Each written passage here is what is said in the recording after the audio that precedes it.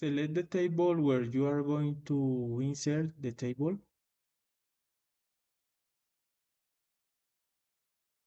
I will quickly create a table. Once you have selected your table, add the following statement. Insert into, follow it by the table name, values,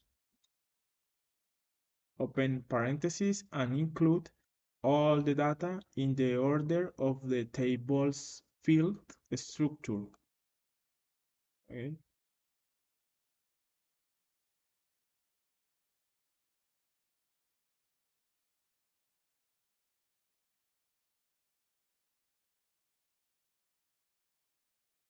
Author, I am,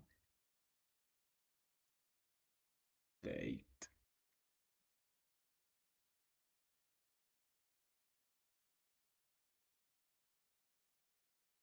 Okay. Run the script, and where you go.